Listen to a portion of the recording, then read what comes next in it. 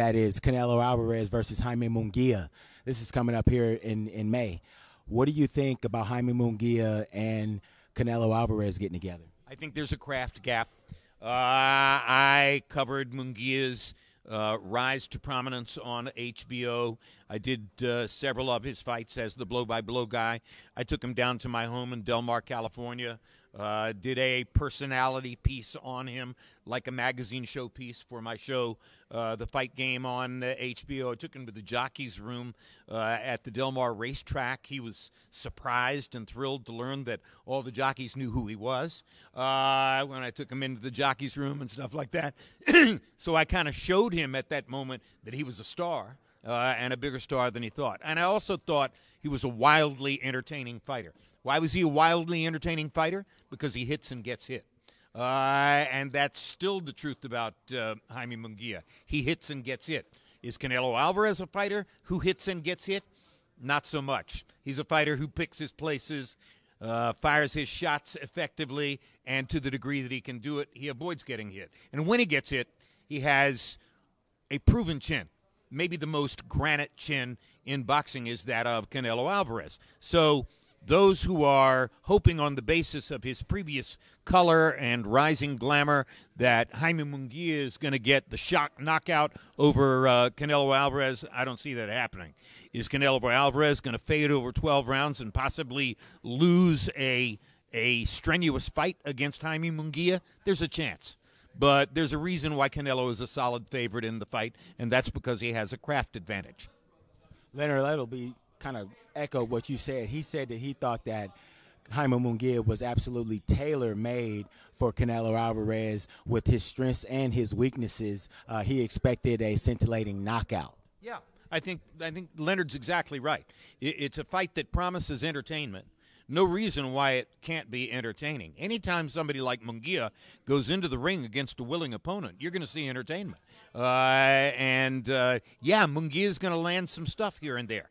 And again, it might not mean anything because of Canelo's chin, which is proven over time and against great punchers. The reason people want to see Canelo Alvarez against David Benavidez is because they want to see risk. That's what sells prize fights. Most people who follow boxing don't really think that Canelo is risking anything against Jaime Munguia because they don't believe that Munguia is skilled enough to find him often enough to get that done.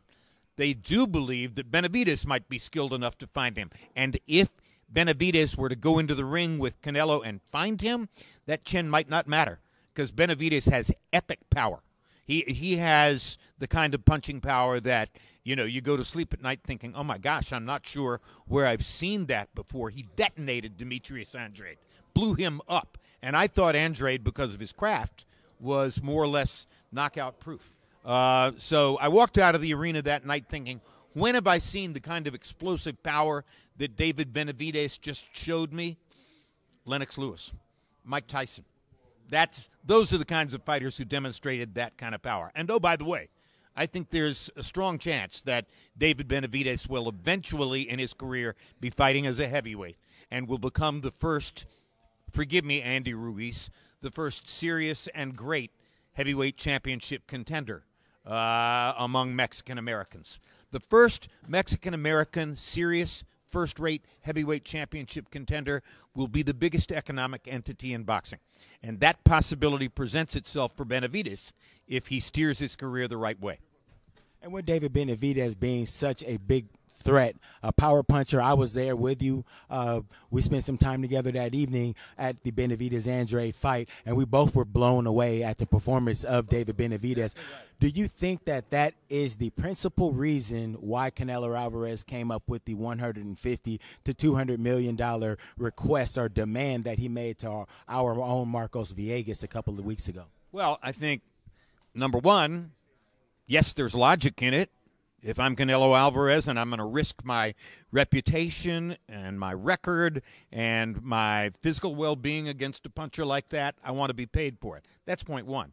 Point two is he's sending a signal to the audience with that. Look at the money I need to be paid to get into the ring to fight this guy.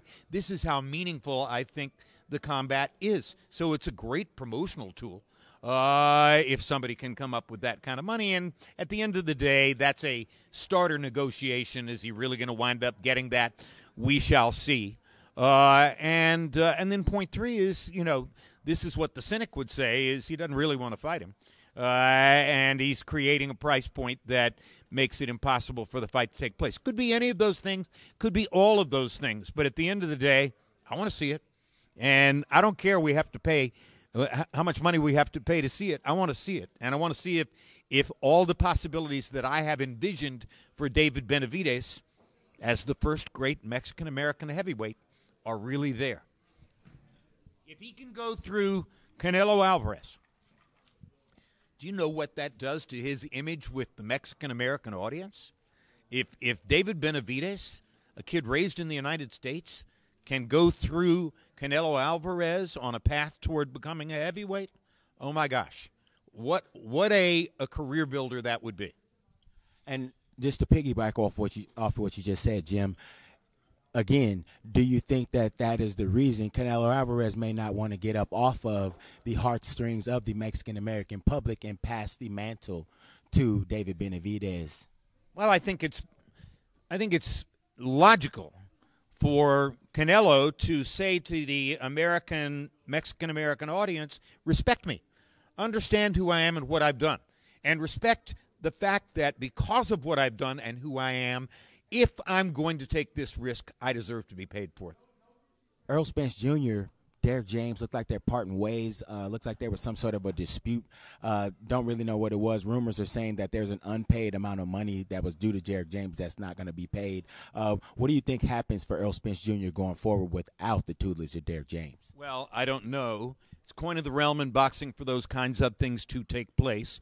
Sometimes that's window dressing that covers up some other difference or conflict that lies beneath. Maybe, I don't know, and I don't have a personal relationship with either of them, but maybe Derek James and Errol Spence have a different view of what happened in the Crawford fight and what now must take place as the result of what happened in the Crawford fight.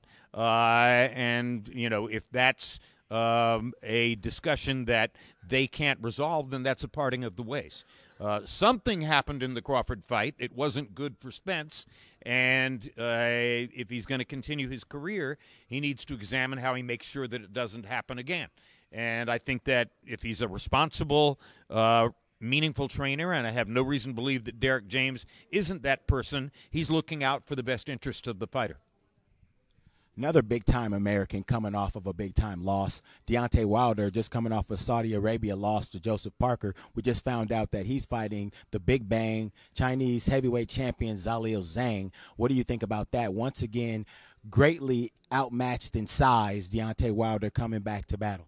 Well, Parker wrote the book on how to beat Zhang, and that was to box and to differentiate yourself according to skill and technique, and stay away from the one big shot that can change your life. That's not the kind of fighter Wilder has been in the past. Wilder has been willing to go to war. And so a fight between Wilder and Zhang should look different, logically, than a fight between Parker and Zhang, and I'd be interested in seeing it. More new news in PBC. We've got Tank Davis. Looks like he's coming back. Rumor is that he's going to be taking on young surgeon contender Frank Martin. What do you think about those two getting together? Well, I favor Davis in the fight. I can't tell you that I know enough about Frank Martin to understand what his path might be toward beating Tank Davis, but I know enough about Tank Davis to know that he can whack and he can box. And so I think there's every chance that Davis will be the favorite in the fight and will get the expected win before moving on to bigger business. Well, there you have it, fight fans. Marcus Hayes with Fight Hub TV with the living legend, Mr. Jim Lampley. Jim, thank you for your time. My privilege, Marcus. Appreciate you. Thank you. Thank you, sir. All right. Thanks, guys. Thank you.